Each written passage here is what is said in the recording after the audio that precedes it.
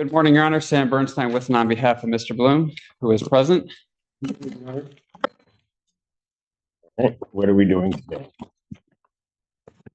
Your Honor, I'm going to be asking the court to set this for the final settlement conference. I know there's one in August. I know there's one in June. I do have a circuit court. Welcome to one of the most unpredictable courtroom moments you'll see today.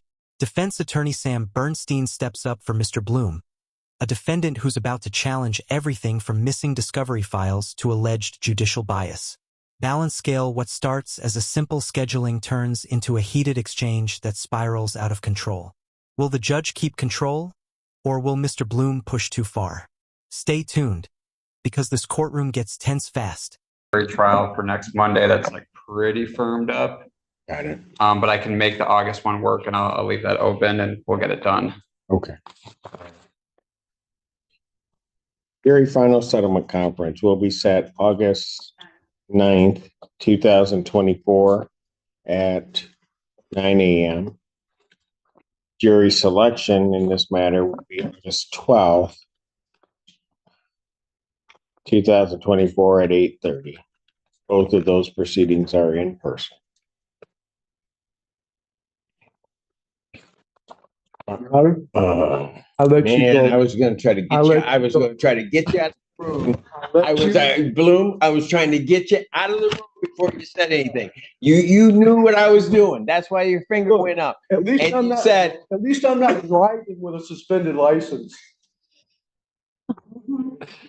I have no comment. Okay. 2 times now I've let it go. Remember? Let what go? I said enjoy the day, enjoy your horse, all that. So I let it go. The time before that, I let it go. But Your Honor, today I need to put something on the record. This is very serious. Put something on the record all the time. Go ahead. Okay. No, not last time. Okay. Your Honor, this case, assault and battery case, has gone over a year. And since October, I've fought tooth and nail for discovery. I still haven't been given the hospital report, any photos, any. There's a lot missing from discovery still. Remember, since October, we've. No, I remember you mentioning it. But hold on a second, Mr. Bloom. Has the discovery been requested, Mr.? Yeah. Hold. This is why, Mr. Bernstein. Which discovery referencing, Jeff?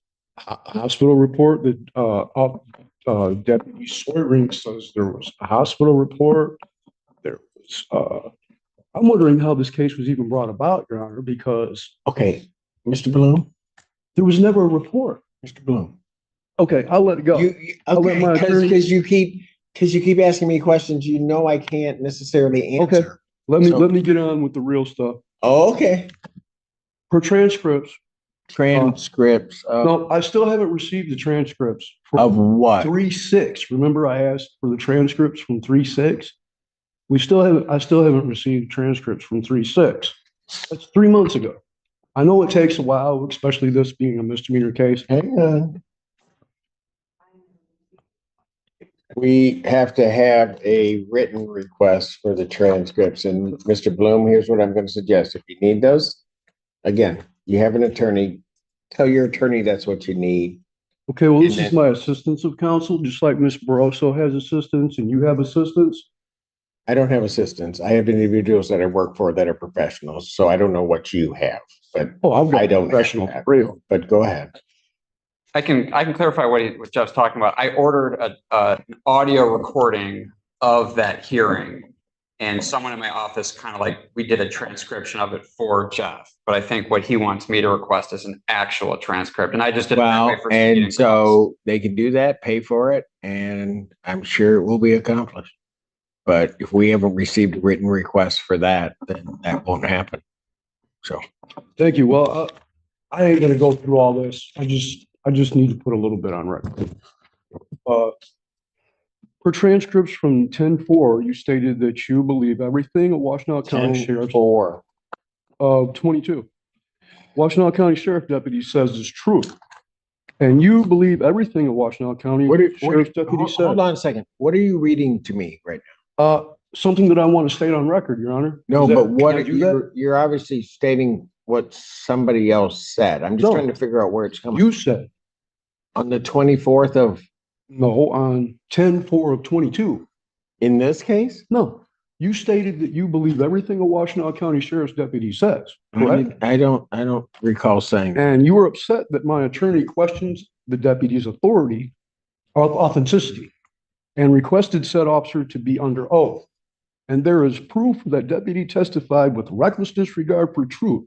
You were also misled on 9/13, 10/4, and 11/7. Mr. Bloom, is this in regard to your other matter? This is regard to everything. Well, no, it can't be in regard to everything. It's got to be Okay, in well, regard to your I'm other trying to matter put- because I'm this trying to didn't put start. canons. No, stop. This case didn't start until 10/18.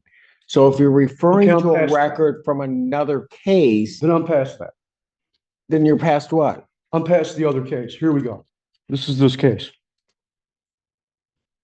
Canon 2, Canon 2A, Canon 3, which in part reads, a judge shall not initiate, permit, or consider ex parte communications or consider other communications concerning a pending or impending matter that are made outside the party's presence or their lawyer's presence. Canon 3A4B in part reads, not only is it a gross breach of the appearance of justice when the defendant's principal adversaries are given private access to the ear of the court. It is a dangerous procedure. What are you, Mr. Bloom? I'm going to stop you because what are you talking about?